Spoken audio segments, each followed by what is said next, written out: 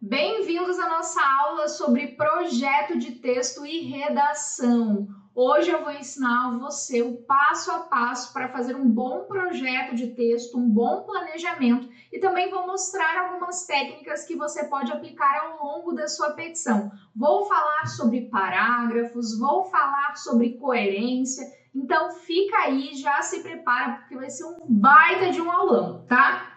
Primeiro de tudo, por que fazer um projeto de texto? Eu preciso responder isso a você porque muitos alunos me perguntam e falam, prof, é perda de tempo. Então, eu vou ficar aqui respondendo a estas perguntas, cumprindo este roteirinho, porque é mais fácil abrir o Word e começar a escrever, copiar e colar. Opa! Se você está aqui no curso de português jurídico, você é diferenciado. Você não vai mais fazer isso porque isso é o que a maioria faz. E você não é mais maioria, você já está dentro do seleto grupo de advogados que escreve bem. E bons advogados fazem bons planejamentos.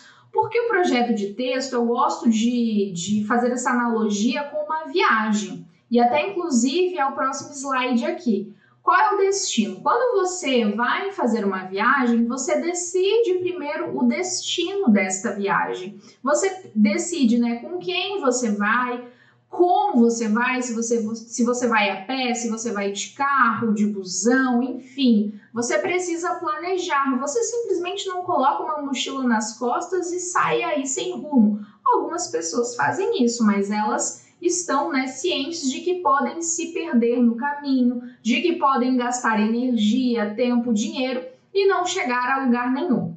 Quando você não planeja o seu texto, você corre o risco de se perder no caminho e se tornar genérico. Sabe aquela petição que você abre e aí o autor, o advogado, né, que escreveu a petição, colocou várias teses e nenhuma se relaciona diretamente com o problema, porque ele quis atirar para todos os lados, quis se prevenir de todas as maneiras, então ele decidiu que iria escrever sobre tudo, mas não disse nada. Então eu não quero que você corra esse risco, por isso nós vamos seguir aqui um roteirinho, um passo a passo, para você arrasar na sua petição, fazer uma petição mais coerente e, consequentemente, mais persuasiva. E aqui eu coloquei, a sua petição ela precisa de um destino claro. E aí, eu também fiz essa analogia com essa questão da viagem e do passageiro. Quem é o nosso passageiro? O passageiro é o juiz, o leitor. Então, quando você está escrevendo, quando nós estamos nos comunicando, eu preciso que você chegue à mesma conclusão que eu. E é isso, né, que tem a ver com a persuasão. Ser persuasivo é convencer outra pessoa. E para você convencer, você precisa ser claro e ter uma linha de raciocínio. Então, você fala A e você quer que o juiz faça esse mesmo caminho e chegue na conclusão A. Só que se o juiz entender aqui uma conclusão X, você falar A e ele entender X, você não vai ser persuasivo, né? Aquilo não vai ser suficiente. Então, você precisa alinhar de maneira estratégica o seu texto para que você fale A e o juiz chegue à mesma conclusão e defira os seus pedidos. E aqui eu coloquei como tornar esta viagem mais agradável. Ao longo lá do desafio Petição Persuasiva, eu mostrei muitas questões envolvendo a opinião de juízes, né? Falei sobre uma pesquisa que foi realizada em 2020 pelo Bernardo de Azevedo, que ele liderou um grupo de pesquisas aí envolvendo visual law. E nesta pesquisa realizada com os juízes federais responderam que gostam de petições objetivas, não gostam de petições com muitas páginas, e lá na aula de objetividade eu já falei que às vezes uma petição ela pode ter muitas páginas e mesmo assim ser objetiva, tá? Então volta lá nessa aula se você ainda não conseguiu entender este conceito de concisão, objetividade. Enfim, então como tornar esta viagem mais agradável? Como escrever uma petição que o juiz goste de ler? Como causar uma boa primeira impressão? Então você vai ser objetivo, você vai ser claro e você vai elencar as informações de uma maneira muito clara, até visualmente. Por isso que é importante você seguir o roteiro, porque eu me preocupei muito com essas questões, tá? Então você vai deixar tudo fácil, você vai entregar tudo mastigado para o juiz fazer o trabalho dele.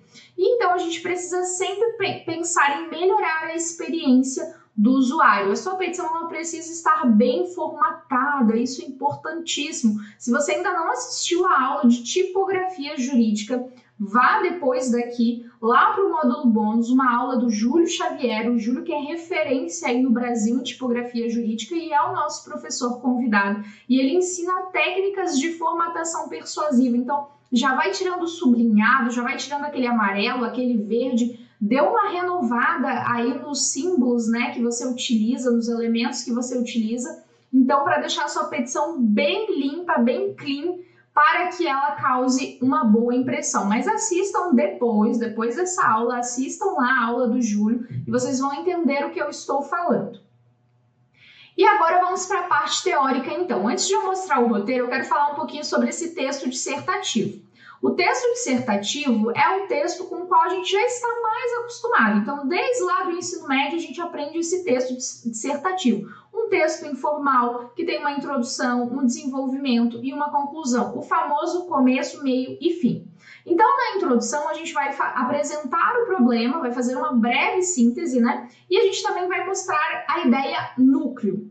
No desenvolvimento, a gente faz uma explanação da ideia, a gente mostra os argumentos, coloca informações secundárias, analogias, explicações, e esse é o desenvolvimento de um texto dissertativo. E na conclusão, a gente faz um breve fechamento, não há apresentação de ideias novas, a gente retoma o que foi dito e fecha a petição, conclui ali, para que o leitor também reforce essa ideia que você acabou de dizer, tá? Tranquilo até aí, vocês já tinham essa noção de começo, meio e fim. Agora a gente vem para o projeto de texto da inicial, que é baseada nesse começo, meio e fim do texto dissertativo. Então, antes de começar a escrever sua petição, você vai responder: qual é o problema principal do meu cliente? O cliente chegou aqui com um problema principal, ele pode ter 1000 problemas, mas você precisa identificar qual é o principal problema. Qual é o problema secundário? Só depois de identificar o principal, você coloca ali quais são os problemas secundários. O que eu vou demonstrar, baseado em qual lei? E aqui a gente já começa a pensar na argumentação. Então, você já se adianta. Olha como você ganha tempo.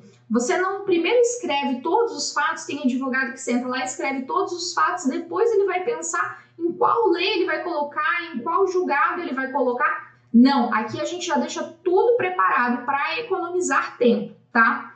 Então, quais provas vou utilizar? Antes mesmo de começar a escrever, você já separa as provas. Então, eu vou usar captura de tela, vou usar testemunho. O que eu tenho de prova aqui nesse processo? Contratos, documentos. Então, eu já vou deixar tudo aqui separado. Eu vou escrever, inclusive. Então, eu sugiro que você ou escreva em uma folha de papel, se você é mais do caderno, né, do papel, ou você abra aí um documento no Word, copie essas perguntas e responda, porque no final da petição você vem aqui e faz o checklist, faz essa lista de verificações. Então, ó, eu tinha colocado que eu ia utilizar 3 provas. Será que eu citei todas as provas? Então, é uma maneira de você conferir e ter mais segurança, inclusive.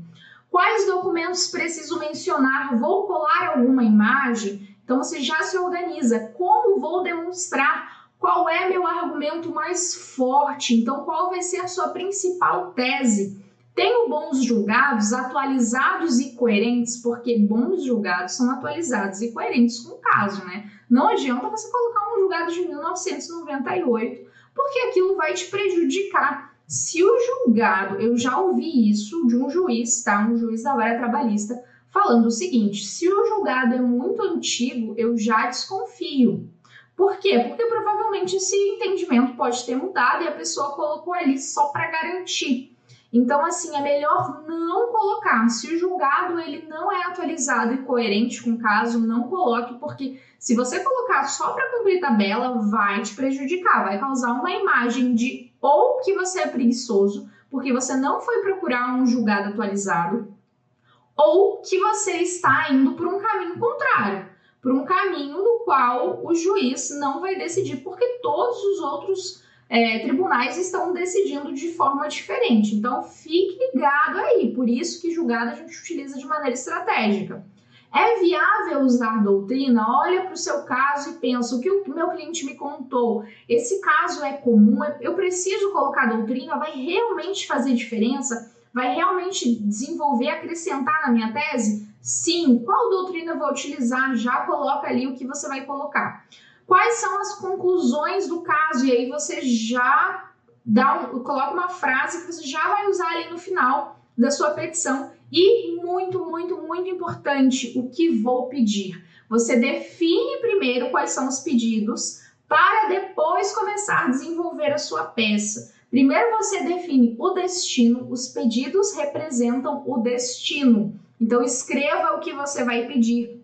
E lembre-se de que, se está no pedido, também precisa estar no desenvolvimento da sua peça. Não adianta colocar no pedido e nem fazer menção ao longo do texto, porque isso é incoerente. Por isso, este projeto de texto, gente, é sensacional. Porque você responde aqui e se você seguir essa linha de raciocínio, a sua petição vai ficar coerente e você vai ter muito mais segurança de que colocou tudo que precisava ali. Sabe quando você sente aquele medo, aquele receio de será que se eu for objetivo não vai faltar alguma coisinha? Será que se eu escrever pouco não vai faltar alguma coisinha? Muita gente me fala isso, né? Principalmente quando eu falo sobre objetividade.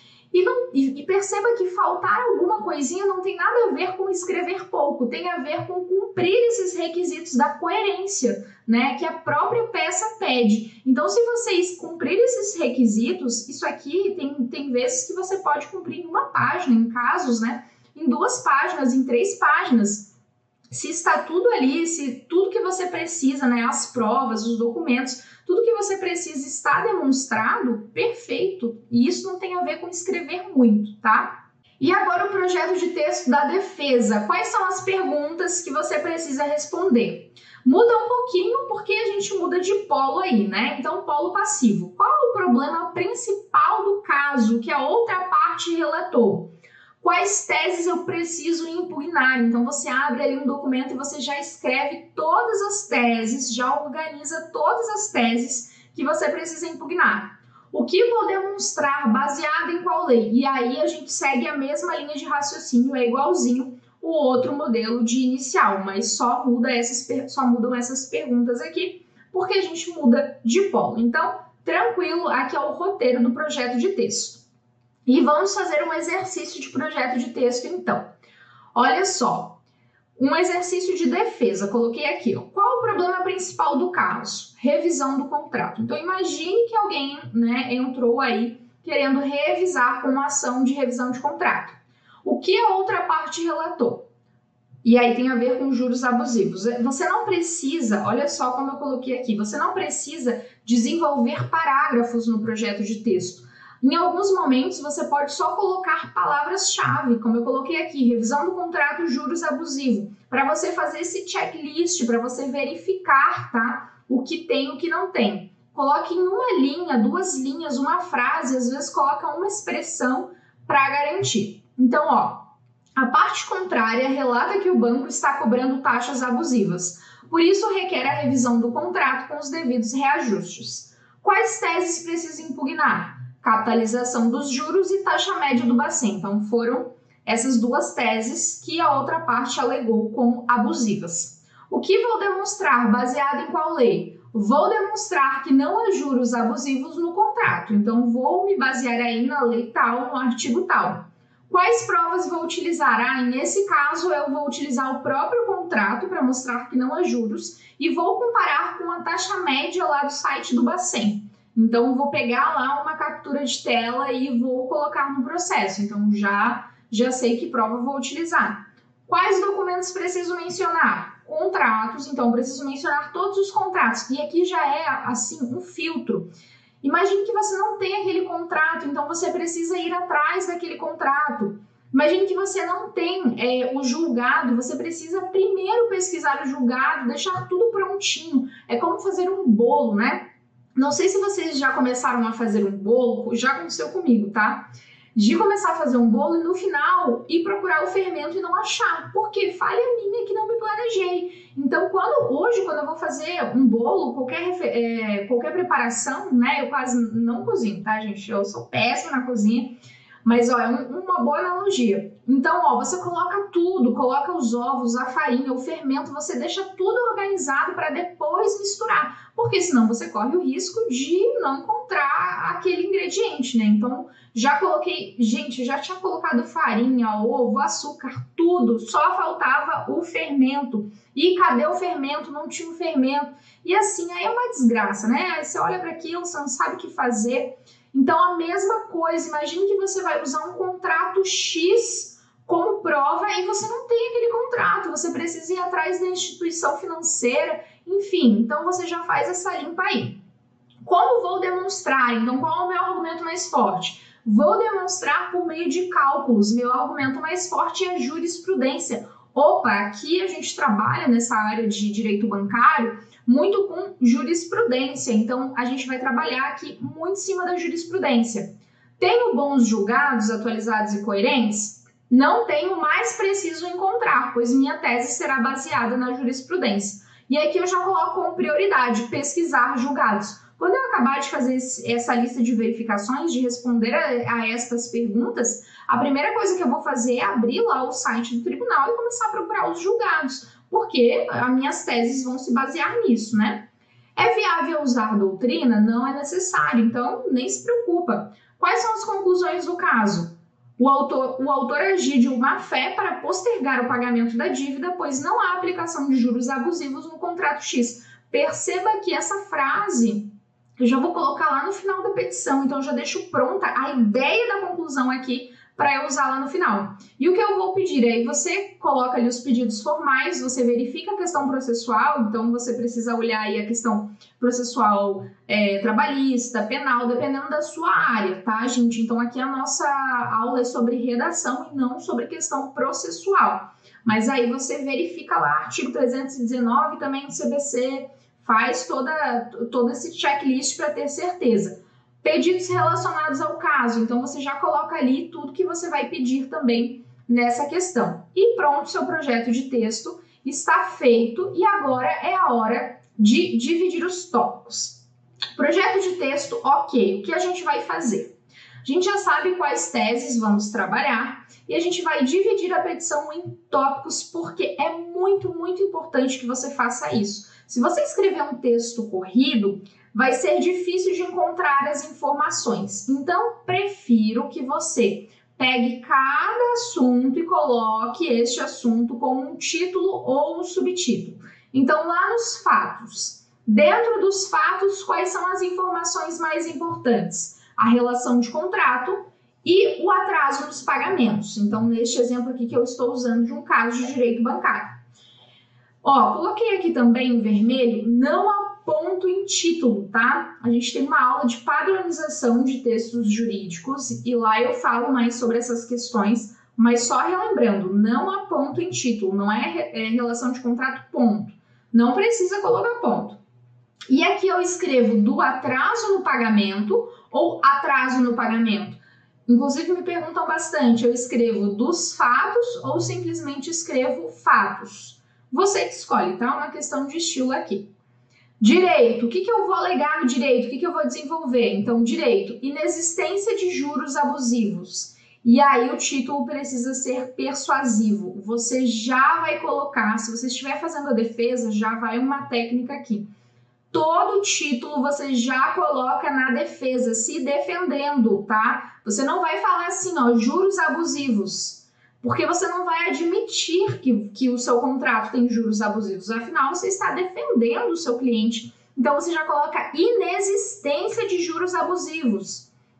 Legalidade da capitalização dos juros. Então, o autor falou assim, olha, essa capitalização de juros aqui tá ilegal. Ele falou que tá ilegal, opa, eu já vou colocar exatamente o contrário. Se eu estou me defendendo, eu já falo o contrário. No próprio subtítulo. Então, legalidade da capitalização dos juros. Então, dividi ali o subtópico e coloquei o contrário do que o autor disse.